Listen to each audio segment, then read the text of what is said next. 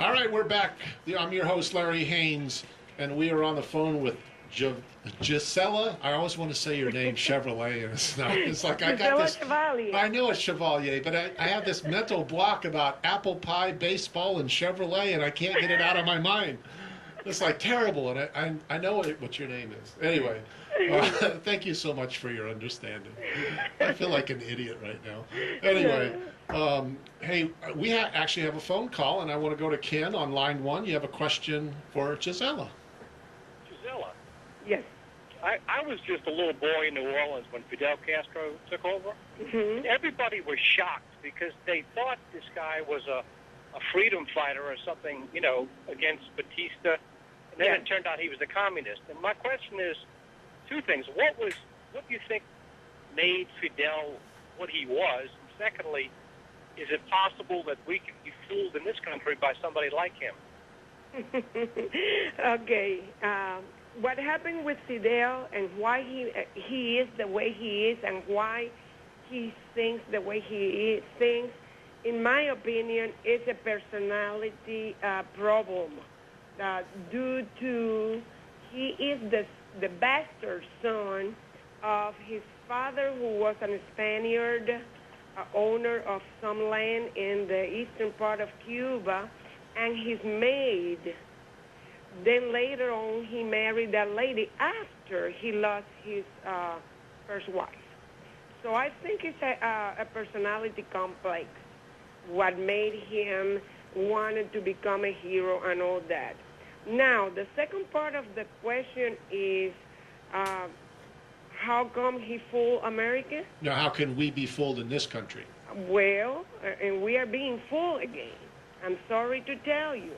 And that's why I am so involved with the Tea Party, and that's why I have been speaking at different places and wherever I can go and share my story.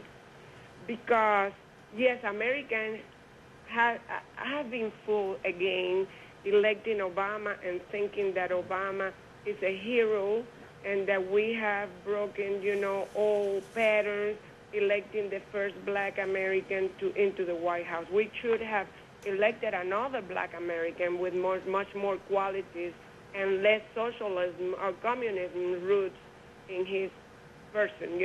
I would say Condoleezza Rice or even Colin Powell.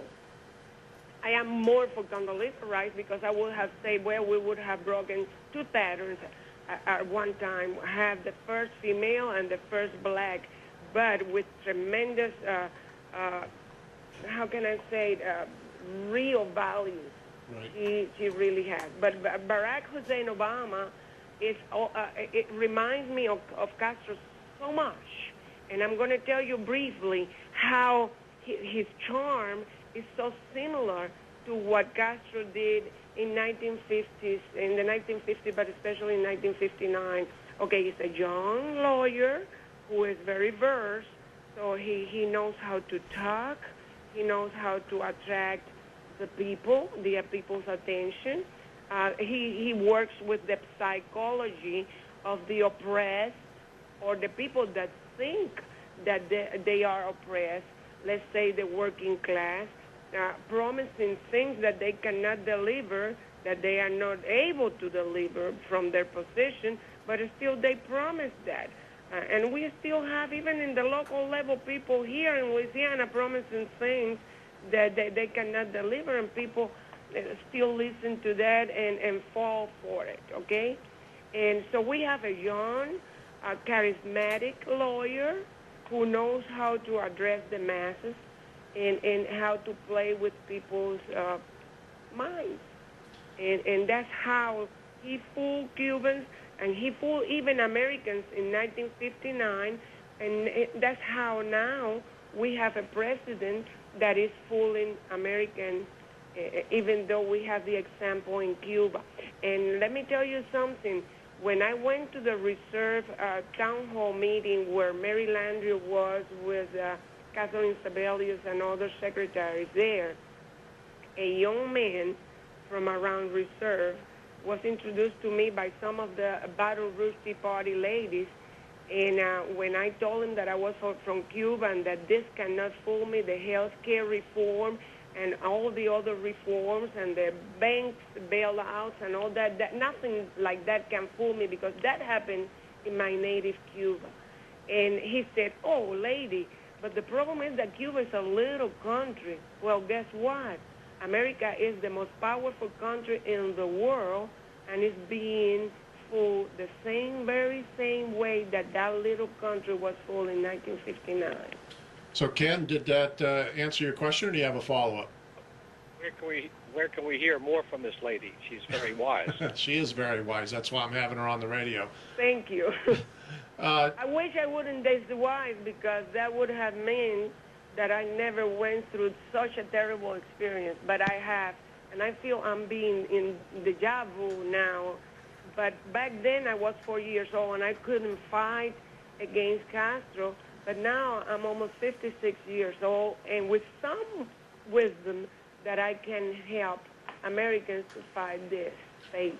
Well, I think the biggest thing that we need, Gisela, is that we need to wake up. Absolutely. America needs to wake up. You know what happened, Larry, is that Americans have been living the American dream.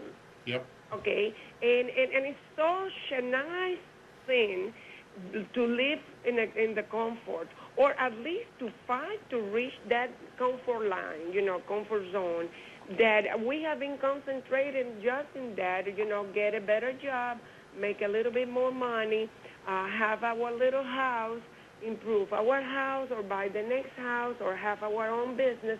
And we have centered our attention just on those personal issues without noticing that America has been losing the freedoms that have put America in the position that it is right now worldwide.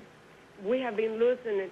I will say maybe, but for all that I have been studying and reading, I will say the past 50 years, we have been losing little by little ground, and it has been through the education. It's sad to see how many young intellectuals fall for this kind of government without even knowing any difference. Right. And I agree with you 100%. His last question before he hung up was, where can we hear more from you? You belong to the Greater New Orleans Tea Party. So yes, I do. I belong to the Greater New Orleans Tea Party, and I try to attend almost all the meetings, but I'm also the president of River Region Republican Women. And we meet the first Tuesday of every month at the Kenner Pavilion at 7 p.m. And there also, I'm not the only speaker, of course. I try to invite politicians and elected officials there to educate our groups.